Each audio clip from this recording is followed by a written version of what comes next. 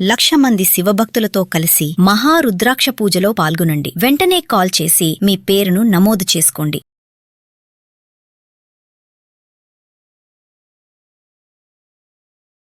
రమగారు, తెలివితేటలు ఎవరి సొంతం కాదు, ఒకరిని మించి ఇంకొకరికి తెలివితేటలు. దీనికి సంబంధించి చాలా స్టోరీస్ చెప్పుకున్నాం మనం. దీనికి సంబంధించి ఏదైనా ఒక సరదా కథ, చందమామ కథ చెప్తాం. తెలివి ఒకటి సొత్తు కాదు. మనం దానికి చాలా సింపుల్ సామెత చెప్తుంటాం. తాడిని దన్నేవాడు ఉంటే వాడు తలని దన్నేవాడు ఇంకొకడు ఉంటాడు. ఆ పైకి వెళ్ళేవాడు కనపడతాడు తర్వాత, అంతే కదా. ఇప్పుడు నువ్వు ఒక తెలివితోటి అవతల వాడిని బంధించాలని ప్రయత్నిస్తే అవతల వాడు ఇంకో తెలివితోటి, ఇంకొక మంచి సామెత ఉంది, ఎప్పుడైనా చెప్పానో లేదు, శతకోటి దరిద్రాలకి అనంత కోటి ఉపాయాలు. ప్రతి ఇబ్బందికి ఖచ్చితంగా సొల్యూషన్ ఉంటుంది. నీకు తెలియదు, నీ చుట్టుపక్కల తెలియదు, ఎవడికో తెలుస్తుంది దానికి ఆన్సర్, దానికి సమాధానం దొరికేస్తుంది గ్యారంటీగా. సమాధానం లేని సమస్యలు లేవన్నమాట ప్రపంచంలో.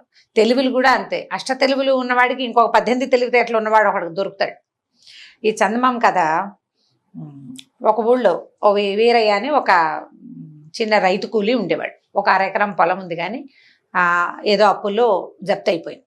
అతను ఎలాగైనా కొంచెం పొలం కొనుక్కోవాలి. దాంతో భార్య ఏమందంటే, సమీపంలో ఏదో పట్టణాలు అవి ఉన్నాయి, ఎవరైనా ఇంట్లో పనికి కమతం కుదురుకో, ఊళ్ళో ఏదో కూలి 4 వేసుకుని నేను పిల్లలు ఉంటానులే, వాకిట్లో దొడ్లో ఏదో కూరగాయల మొక్కలు పెట్టుకుని మా గదికి మేము గడుపుకుంటాము, నువ్వు వెళ్ళి కాస్త డబ్బులు సంపాదించుకొచ్చి ఇక్కడ పొలం కొనుక్కుంటే, పొలం ఉంటే ఇంకో కొంచెం సేఫ్గా ఉంటుందని భార్య అతన్ని పంపించింది. సరే, బాగానే ఉంది కదా అని అతను ఏం చేశాడు, కొంచెం దగ్గరలో ఉన్న ఓ పట్టణంలో ఓ శరభయ్య గారిని ఒక శెట్టి గారింటికి వెళ్ళాడు. వెళ్ళేసరికల్లా ఆయనకి పనివాడు చాలా అవసరం, కానీ ఆయన బహు పీనాసివాడు, ఎవరికి తెలియదు ఆ సంగతి. పీనాస్తనాన్ని కవర్ చేసుకుంటాడనమాట ఆయన. అయితే బాగా ఆలోచించి మనిషి చూస్తే హఠాకట్టగా బాగున్నాడు. నేను నా దగ్గర పని చెయ్యి, నెలకి 4 వరహాలు ఇస్తాను, ఆకు నిండా అన్నం పెడతా, విస్తర నిండా అన్నం పెడతా, విస్తర నిండా విస్తరాకు ఉంటుంది కదా, విస్తర నిండా 2 పూట్ల అన్నం పెడతాను. మరి ఇంట్లో వాకిట్లో పని చేయటం, మా ఆవిడ వంట పని చేసుకుంటున్నప్పుడు పిల్లల్ని ఆడించటం, నేను మధ్యాహ్నం భోజనానికి నేను ఇంటికి వచ్చినప్పుడు కొట్టు మీద, ఆయనకి సెట్టిగారని చెప్పాం కదా, కొట్టు మీద కూర్చుని సామాన్లు అందించడం, వచ్చిన జనాలను చూడడం, మళ్ళీ నేను భోజనం చేసి ఓ కునుకు తీసి వచ్చాక నువ్వు ఇంటికి వెళ్ళిపోవచ్చు, ఇంట్లో సాయంకాల పనులు చేయటం. ఒక మనిషి అవసరం తీవ్రంగా ఉంది, ఉండమన్నాడు. 4 ఏంటి షరతు, 4 వరహాలు ఇస్తా నెలకి, అన్నం గడిచిపోతుంది కదా, తిండి నిద్ర అన్నీ గడిచిపోతాయి. 4 వరహాలంటే బంగారు రూకలు. ఓవేళ గనక నువ్వు మధ్యలో మానేసి వెళ్ళిపోదలుచుకుంటే నేను నీకు రూపాయి ఇవ్వను. నేనే పంపించేటట్టయితే ఇతను అడిగాడు, సరే బాబు, నేను మానేసి వెళ్ళిపోతే మీరు రూపాయి ఇవ్వరు, బాగానే ఉంది. నెల మధ్యలో మానితే డబ్బులు ఇవ్వం, నేనే నిన్ను తీయాలి. సరే, ఒకవేళ మీరే నన్ను తీయాల్సి వస్తే మీరేమి ఇస్తారు అన్నాడు. 400 ఇస్తా అని చెప్పాడు. వరహాలంటే బంగారు కాయిన్లు, ఈ 400 వరహాలు కాదు, వెండి కాసులు అనమాట, ఇస్తానన్నాడు. బాగానే ఉంది కదా, సరేనని చెప్పి ఒప్పుకున్నాడు. ఒప్పుకుంటే ఏమైంది, సరే పొద్దున్నే ఏం చేశాడు, ఇవాళ మాట్లాడుకున్నారు. ఆ రాత్రి ఎవరో తెలిసిన వాళ్ళ ఇంట్లో పడుకుని ఇతను పొద్దునే వీళ్ళ ఇంట్లోకి వచ్చాడు. ఇల్లు వాకిళ్ళు ఊడ్చాడు, వాకిళ్లలో నీళ్లు కొట్టాడు. ఓ చాకలు ఎవరో ఉంది, వాళ్ళకి ముగ్గేసింది. సరే, అన్ని మొక్కలునే బోలెడు చెట్లు, వాళ్ళ దొడ్డి వాకిలి అంతా, మొక్కల్లో నీళ్లు పోసాడు. బావిలోంచి నీళ్లు తోడేప్పుడు పంపులా ఓవర్ హెడ్ ట్యాంకులా ఏం లేవుగా, అక్కడి నుంచి బావిలో నీళ్లు తోడి తొట్టెలు నింపాడు. స్నానాలకి వాటికి నీళ్లు కావాలిగా వాడుకోవడానికి. సరే, ఈ లోపల ఏమైంది, పిల్లల్ని ఆడిచ్చాడు కాసేపు. 10-10:30 అవ్వగానే ఆవిడ అన్నం పెడతానంది. సరే, అన్నం అంటే పొద్దునే 3 పూట్ల అన్నం తినే రోజుల భోజన సంస్కృతి రోజులు అనమాట. సరే, ఈయన ఏం చేశాడు, విస్తరేసుకుని కూర్చున్నాడు. ఆవిడ ఏం చేస్తుంది, పొడి ఆడుతున్న అంత గిన్నెతోటి అన్నం తెచ్చి విస్తర నిండా చల్లింది. తెల్లబోయాడు ఇతను.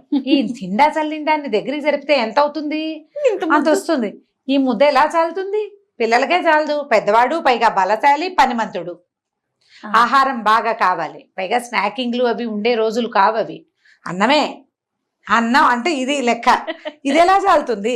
అక్కడి నుంచి ఏం చేయాలి, మళ్ళీ అడగడానికి మొహమాటం వేసింది. ఓ ఆవిడ ఇంతో పచ్చడేసింది, ఆకు నిండా అన్నం జల్లేసింది, వెళ్ళిపోయింది. దాన్ని మెల్లిగా దగ్గర జరుపుకున్నాడు. ఇంత ముద్ద తిన్నాడు, కిరకిర అంటుంది పొట్టలో, ఏం చేయాలో తెలియలే. సరే, మధ్యాహ్నం అయింది, వెళ్ళి శెట్టి గారిని భోజనానికి పంపించింది. కొట్టుకు వెళ్ళాడు, కొట్టులో కూర్చున్నాడు. సరే, వస్తువులు ఏవో అందించాడు. ఎవరో కొంతమంది వచ్చారు, వాళ్ళకి అంటే కొనుక్కోవడానికి వచ్చిన వాళ్ళకి చూశాడు, ఆ డబ్బులు అది పక్క పెట్టాడు. 3 గంటలకి శెట్టి గారు వచ్చాడు. సరే, రాత్రికి ఏమైనా పెడతారేమో చూద్దాం అనుకున్నాడు. సరే, చీకటి పడ్డాక విస్తరేసుకుంటే మళ్ళీ ఆవిడ విస్తరలో పొడిలాడుతున్న అన్నం చల్లేసి వెళ్ళిపోయింది. అది కూడా జరిపితే ఇంత వచ్చింది. ఒక రోజంతా పొద్దునింత సాయంత్రం ఇంత తింటే ఒక మనిషి ఉండగలడా? ఆకలికి శోష వచ్చేస్తుంది. మర్నాడు పొద్దున ఏమన్నాడు, శెట్టి గారి పొద్దునే కనపడ్డప్పుడు ఆయన చెప్పాడు, వేరే చెప్పాడు, బాబు అన్నం సరిపోవట్లేదండి, మరి ఇంత అన్నం నాకు ఎట్లా చాలుతుంది. అదేమిటి, అదేగా షరతు, విస్తర్ నిండా అన్నం పెడతా ఉన్నాం, విస్తర్ నిండిందా లేదా, పని చేస్తే చేయలేతే మానేసేయి, నీ అంతట్లో మానేస్తే పావులా ఇవ్వని అన్నాడు. ఒకరోజు పని చేశాడు, అసలు ఇక్కడి నుంచి ఎలా వెళ్ళాలో అతనికి అర్థం కాలేదు. సరే ఏమనుకున్నాడంటే వీళ్ళ సంగతి చూద్దామని ఆ పూటకు ఊరుకున్నాడు. మధ్యాహ్నం కొట్టుకెళ్ళాడు కదా, కొట్లో కూర్చున్నాడు. కొట్లో కూర్చున్నప్పుడు ఏం చేశాడు, ఆ శెట్టి గారు ఈ వస్తువు 10 రూపాయలు, ఈ వస్తువు 8 రూపాయలు అలా రేట్లు చెప్పాడు. ఎక్కువ రేటుకి తక్కువ రేటుకి ఎక్కువ వస్తువులు ఇచ్చేసాడు వాళ్ళకి. ఆ కొట్లో బెల్ల ముక్కలు, ఖర్జూర పళ్ళు అవి ఇవి కనపడితే కాసిన పళ్ళు తినేసాడు. మరి ఏం చేస్తాడు, మరి ఏం చేస్తాడు, నువ్వు దొంగతనాన్ని ప్రోత్సహించినట్టే అయింది. అక్కడి నుంచి సాయంకాలం ఇంటికి వచ్చాక ఆవిడేమో అమ్మగారు పిల్లలు ఏడుస్తున్నారు, వీళ్ళని కాసేపు ఆడించమని ఏవో చిరుతిళ్ళు పెట్టి పిల్లల్ని ఇతని చేతికి అప్పచెప్పింది. ఇతను ఏం చేశాడు, ఆ పిల్లల చేతిలో చిరుతిళ్ళు లాక్కుని నోట్లో వేసుకుని ఓ పిల్లని కొద్దిగా గిల్లి వదిలేశాడు. గట్టిగా గిల్లలేదు. ఆ పిల్ల గబగబా నడుస్తూ వెళ్ళి డామని కింద పడింది. పిల్ల ఏడుస్తుంది. పిల్లలు ఏడుస్తున్నారండి, నా మాట వింటలేదు అన్నాడు. ఆవిడేమో కాసేపు ఆడించు, నాకు పని ఉంది అంటుంది. పిల్లడు ఏడుస్తుంటే నేనేం చేస్తానంటే, అంత ఏడుస్తుంటే నా వల్ల కాదండి నేను చేయటం, ఆడుకుంటుంటే ఆడించగలను కానీ అన్నాడు. ఆవిడికి పని అవ్వటం లేదు. సరే ఏం చేశాడు, రాత్రికి మధ్యాహ్నానికి ఏం మాట్లాడడం, రాత్రికి 5 విస్తళ్ళు కలిపి పెద్ద విస్తరి, ఓ విస్తరి ఇంత ఉంటుంది, ఇలాంటివి 5 కలిపితే ఎంత అవుతుంది, ఇప్పుడు ఇంత అన్నం కాస్త ఎన్ని ఇంతలు వేస్తే ఈ విస్తరంతా నిండుతుంది. ఆవిడకి అర్థం కాలేదు ఇదేమిటి, ఏం చెయ్యాలి అని. సరే ఏం చేసింది, మళ్ళీ పెద్ద గిన్నె పట్టుకొచ్చి కొంచెం ఆకు నిండా చల్లింది. మళ్ళీ కూడా చల్లటమే చల్లినా కూడా అంత అన్నమైంది, అది తినేశాడు. అక్కడి నుంచి భర్తకు చెప్పింది, ఏమండి వాడు తెలివితేటలు, వాడు పెద్ద విస్తర వేసుకున్నాడంటే ఈ శెట్టి గారు అన్నాడు, ఏమిటో నీ తెలివి, 5 విస్తరలు కలిపి ఇంత పెద్ద విస్తర వేసుకున్నావుట, ఇంత పెద్ద పెద్ద విస్తరలు అయితే మా కుదరవన్నట, మీరు విస్తర అన్నారు పెద్దదా చిన్నదా అనలేదు కదా, అయ్యింది. ఇక ఏమి చేయలేకపోయాడు. కొద్ది రోజులు గడిచినాయి. ఆయనకి విసుగ్గానే ఉంది. శెట్టి గారికి పొమ్మంటే డబ్బులు ఇవ్వాలి, 400 వెండి వరహాలు ఇస్తానని ఒప్పుకున్నాడు. అక్కడి నుంచి దొడ్లో వాకిట్లో బోలెడని మొక్కలు ఉన్నాయి కదా, ఏం చేసేవాడు, మొక్కల్లో ఒక 4 బొక్కెలు తోడి తలా ఒక గ్లాసు మొక్కల్లో నీళ్లు పోసాడు. నీళ్లు పోయాలి, మొక్కలు మామూలుగా అన్ని మొక్కలు తడవాలంటే వాడు 100 చేదలు తోడితే గానీ నిండవు. 4 చేదలు తోడడం, గ్లాస్ ఎత్తి పోయటం. అక్కడ ఇదేమిటో మొక్కలన్నీ వాడిపోతున్నాయి, నువ్వు నీళ్ళు పోయట్లేదంటే ఇలా రండని శెట్టి గారిని ఉంచి ఆయన వేలుని మట్టి మొక్క మొదట్లో కూర్చాడు. తడిగా ఉంది, మొక్క మొదట్లో పోసాడుగా నీళ్లు, ఇన్ని అక్కడ తడిగానే ఉంది. తడింది చూసారా, నేను పోస్తున్నాను, మీ మట్టే మంచిది కాదో మీ నీళ్ళే మంచివి కాదో నాకేం తెలుసండి, నీళ్ళు పోయమన్నారు పోసాను, చూడండి కావాలంటే తడి. ఇప్పుడు ఏం చెయ్యాలి, గట్టిగా పోట్లాడితే చుట్టుపక్కల వాళ్ళు చేరతారు, డబ్బులు ఇవ్వాలి, వెళ్ళిపోతే డబ్బులు ఇవ్వాలి 400. దాంతో సరిగా ఎలాగోలా భరించారు. ఇంతలో ఏమైంది, శెట్టి గారి అత్తవారి ఊరి నుంచి ఓ ఉత్తరం వచ్చింది. అక్కడ ఏదో వ్యవహారం ఉంది, ఈయన రమ్మని. ముందు అందరూ వెళ్దాం అనుకున్నారు. మళ్ళీ ఏమనుకున్నారంటే ఇంతమంది ఎందుకు, వీడున్నాడుగా వీరయ్యని తోడు తీసుకెళ్ళచ్చు అనుకున్నారు. ఆవిడ ఏం చేసింది, ఆయన గుర్ర బండిలో బయలుదేరాడు. బండి తోలడానికి వీరయ్య, మళ్ళీ బండి వాడికి డబ్బులు ఇవ్వద్దు, వాడిని కాకుండా వీడినే తోలమన్నారు. సరే బాగానే ఉంది. ఆవిడ ఏం చేసింది, ఆయన తినటానికి కుడుములు పులిహార పొట్లం కట్టింది భర్తకి. ఈ పొద్దున ఈ ఊరు నుంచి ఆ ఊరు వెళ్ళాలి కదా, మధ్యాహ్నం తినడానికి ఎక్కడో చెరువు దగ్గర ఆగుతారు, అక్కడ భోజనాలు చేస్తారు. వీడికేమో ఓ ఇంత చద్దెనో ఓ పచ్చడి పెట్టి వాడికి ఓ మూట కట్టించింది. ఇతనేం చేశాడు, ఆ బండిలో ముందు కూర్చున్నాడు కదా, ఆ బండిలో ఉన్నంత సేపట్లో ఈయనేమో బండి కుదుపుకి అయ్యగారు నిద్రపోతుంటే ఆ పైన ఉన్న కుడుములన్నీ తీసుకుని తినేశాడు అతను. పులిహార ఉంది పొట్లం. అక్కడికి వెళ్ళాక ఏం చేశాడు, ఆయన చెరువులో కాళ్ళు చేతులు కడుక్కొచ్చే లోపల ఈ పొట్లం ఊడదీసి గుర్రం దగ్గర పెట్టాడు. గుర్రం పక్కన పెట్టాడు అనమాట. పెట్టేసరికల్లా చెయ్యి అన్నాడు. ఆయన వచ్చేసరికి, అయ్యగారు కుడుములో ఏవో పెట్టారండి అమ్మగారు, అవన్నీ గుర్రం తినేసిందండి అన్నాడు. అనేసరికల్లా ఆయన అన్నాడు, అయ్యో గుర్రం తినేయటం ఏమిట్రా, ఇప్పుడు నేనేం తిన్ను, గుర్రం ఎంగేలు చేసిందాన్ని నేను ఎలా తింటాను అన్నాడు. పోన్లేండి అమ్మగారు నాకు సర్ది మూట కట్టించారు, అది తిందానులేండి అన్నాడు. అనేసరికి చిచ్చి చద్దన్నం ఎలా తింటానురా అంటే, నేను తింటానులేండి, నాకు గుర్రం ముట్టినా ఇబ్బంది లేదని పులిహార పొట్లము తినేశాడు, తను చద్దన్నం తినేశాడు, హాయిగా కడుపులో చల్లగా ఉంది. ఈయనకేమో ఎలకలు పరిగెడుతున్నాయి కడుపులో. సరే ఏమన్నాడు, అయ్యగారు ఓ పని చేద్దామండి, మీరు బండిలో విశ్రాంతి తీసుకోండి, మీకు ఎలాగో ఓపిక లేదు, నేను గుర్రం వేసుకెళ్తాను, గుర్రం వేసుకుని మీ అత్తగారి ఇంటికి వెళ్ళి మీరు రాగానే మీకు భోజనం ఏర్పాట్లు, మీరు వెళ్ళాక వాళ్ళు అవి ఇవి చేసి కాకుండా వెళ్ళగానే అన్నం పెట్టేటట్టుగా ఏర్పాటు చేసి వస్తానండి అన్నాడు.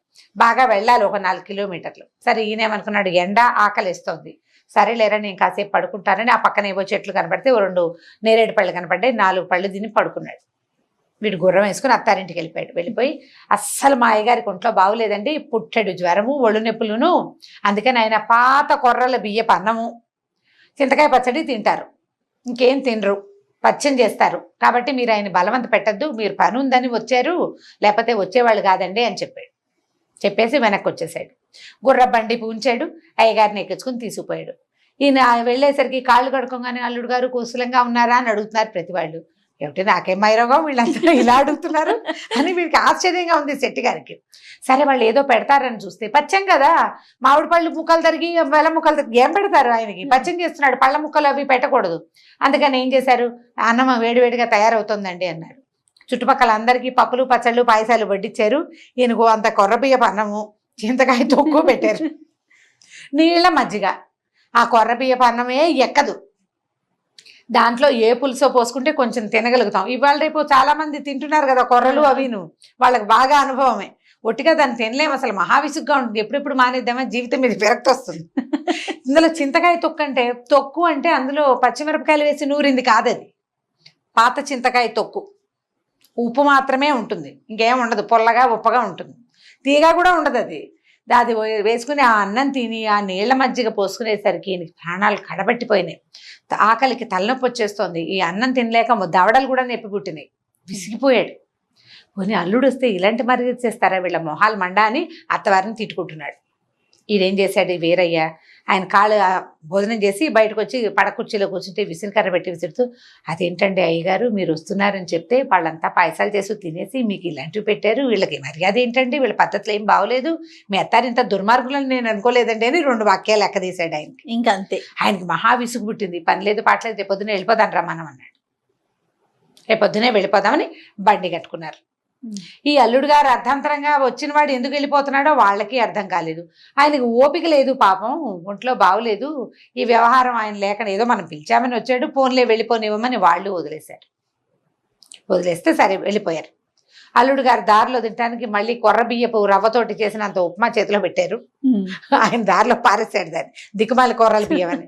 సరే ఈ చెరువు దాకా వచ్చాక, అయ్యగారు మీకు అసలు ఓపిక లేదు, మీరు పడుకోండి, కాసేపు రెస్ట్ తీసుకోండి, గుర్రపు ఒళ్ళు కదిలిపోతుంది, గుర్ర బండి మీద నడువులు నొప్పులు పుడతాయి, మీకు అసలే నిన్న ఆహారం లేదు, మీరు పడుకోండి, నేను ఇంటికి వెళ్ళి అమ్మగారికి మీకు భోజనం అది ఏర్పాటు చేయించి నేను వెంటనే వచ్చేస్తాగా అని బండి గుర్రం అమ్మగారి ఇంటికి వెళ్ళాడు. ఇప్పుడు శెట్టి గారు సొంత ఇంటికి వెళ్ళిపోయి ఏం చెప్పాడంటే, అయ్యో అమ్మగారు ఏం చేయనండి, మీ అమ్మగారి ఊరి దారిలో అయ్యగారికి దయ్యం పట్టింది, ఏదో గాలి వచ్చేసిందండి, అక్కడ ఏం తినలేదు, పాత కొర్రబియ్యపు అన్నం తినొచ్చారు, ఏమీ తినలేదండి, మంచి ఆకలి మీద ఉన్నారు, రాగానే చీపురు తిరగేసి చితకొట్టేయండి ఆయన్ని, దయ్యం పోతుంది. దయ్యం పోతుంది, అప్పుడు శుభ్రంగా అన్నం తింటారు, మీ వాళ్ళ ఇంట్లో కొర్రబియ్యపు అన్నం చింతకాయ తక్కువ వేసుకుని తిన్నారు, కావాలంటే కనుక్కోండి అని చెప్పాడు. మేఘాల మీద వెనక్కి వచ్చేసి అయ్యగారిని చూడగానే వలవల ఏడుస్తూ, అయ్యగారు ఏం చెప్పాలండి, మనం ఇలా గుమ్మం దిగామో లేదో నిన్న పొద్దున బయలుదేరాం, అమ్మగారికి భూతం ఆవేశించిందండి, ఇంట్లో సామాన్లన్నీ విసిరేస్తోందిట, పిల్లలంతా భయపడిపోతున్నారు, పక్కిళ్ళ వాళ్ళంతా పిల్లల్ని ఆడించడానికి తీసుకుపోయారు, ఆవిడ ఒక్కతే ఉంది, వెళ్ళగానే ఏం లేదు మన వాకిట్లో వీధుడిచే చీపురు వాకిలి గుమ్మం పక్కనే పెట్టొచ్చానండి, ఆ చీపురు తీసుకోండి అమ్మగారిని చితకొట్టేయండి, భూతం వదిలిపోతుంది. మనం వెళ్ళేసరికల్లా ఒంటరితనంతో భూతం పట్టింది ఆవిడకి అని చెప్పాడు. ఆయన ఇదేమిటి, నాకేమో అన్నం లేదు, ఆహారం లేదు, తలకాయ నొప్పి, కడుపులో నొప్పి, కాళ్ళు నొప్పులు అన్ని బాధలుగానే, తిండి లేకపోతే ఏముంది అన్ని జబ్బులు వచ్చేస్తాయి, అన్నం తిన్నాక సగం జబ్బులు పోతాయి. ఈయన ఏం చేశాడు, సరే మళ్ళీ బండి ఎక్కాడు, ఇద్దరు కలిసి వెళ్ళారు. ఆవిడ రాగానే కొర్రబియ్యపన్నం చింతకాయ తొక్కు తిన్నావా అని అడిగింది. తిన్నాను అన్నాడు. అనగానే చీపురేసి కొట్టడం మొదలుపెట్టింది. ఈయన ముందే అది ఏమిటో ఆ పిచ్చి ప్రశ్నలు అడుగుతోంది ఏమిట్రా అని ఈయన చీపురు తీసుకున్నాడు. ఇద్దరు వచ్చాడు అమ్మడా కొట్టేసుకున్నారు. కొట్టేసుకునేసరికల్లా పక్కింటి వాళ్ళ పిల్లలు లబో దీబోమని అరిచారు. చుట్టుపక్కల వాళ్ళంతా చేరారు. ఏమిటి శెట్టి గారు ఊరెళ్ళిన వాడు ఎందుకు కొడుతున్నాడు, ఇంట్లో శుభ్రంగా లక్షణంగా తిరుగుతుంది లక్ష్మీదేవల్ని, ఈవిడికేం మాయ రోగం, ఈవిడెందుకు మొగుడిని కొడుతుందో ఎవరికి అర్థం కాల. ఇద్దరిని విడదీశారు. ఆవిడ 100 ప్రశ్నలు వేశారు, ఈయన 200 ప్రశ్నలు వేసి మొత్తానికి సాధించారు. వీళ్ళకి ఏం జరిగింది అని ఇంతకీ పని మనిషి వీరయ్యే ఈ మాటలు ఎక్కిచ్చినట్టు అర్థమైంది. అందరూ వీరయ్యని పట్టుకున్నారు. ఎరా బుద్ధి లేదా, ఇంత మాట చెప్తావా, మొగుడు పిల్లలు ఒకళ్ళొకళ్ళు చింతపరికలతోటి చీపులు గట్టలతోటి కొనుక్కునేలాగా చేసావు దుర్మార్గుడా అంటే, మరి ఏం చేయనండి, వీళ్ళు విస్తర నిండా అన్నమని చల్లుతారు, ఏవి పెట్టరు, పైగా నువ్వు పని మానేసుకెళ్తే నీకు రూపాయి ఇవ్వము అని షరతులు పెడతారు, మరి ప్రపంచానికి తెలిసేలా చేయాలంటే వీళ్ళ బుద్ధి తెలియటానికి ఇలా చేశానంటే అందరికీ తెలిసిపోయింది.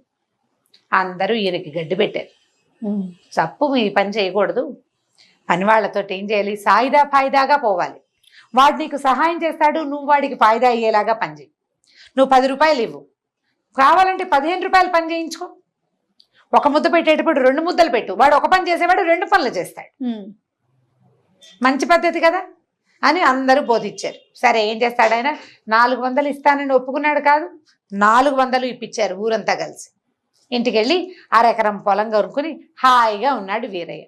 సూపర్. వీడి తెలివికి, శెట్టి గారి తెలివికి వీరయ్య అతి తెలివి తోడయి ఎంచక్క ఇగో ఇలా అయింది కదా, కథ కంచికి మనం ఇంటికి. చాలా బాగుంది. కానీ మామూలుగా కూడా పనిమాలతో చాలా రఫ్ గా బిహేవ్ చేయటం, ర్యాష్ గా వాళ్ళకి ఏమి పెట్టకపోవటం, ఇలాంటి సహజంగా కూడా చూస్తూ ఉంటాం. చిన్న పిల్లలతో పని చేయించుకుంటారు. ఎందుకు కొడితే నువ్వు దెబ్బలు తిన్న పిల్ల మళ్ళీ మనకి ఎలా పనిచేస్తుంది అని ఆలోచించరు. అవును. పని పిల్లల్ని కొట్టడము, పిల్లల్ని పని వాళ్ళని వేధించటము అదొక ప్రవృత్తిగా ఉంది వాళ్ళకి. ఏంటంటే ఎవరో తిండి సరిగ్గా పెట్టకపోవటం. తిండి సరిగ్గా పెట్టకపోవటం. నువ్వే ఎలా అంటే మనతో వాడిని ఎంత పోషిస్తే వాడు మనకంత పని చేస్తాడనే ఇంగితం లేకపోవటం. అవును. ఒక్కొక్కళ్ళు ఇట్లా, ఇంకోళ్ళు ఇంకో రకంగా. చెప్పలేము మనుషులకి మనం. రైట్ రమ్మ గారు, ఇంకొక స్టోరీతో మళ్ళీ కలుద్దాం. నమస్కారం జయ, నమస్తే.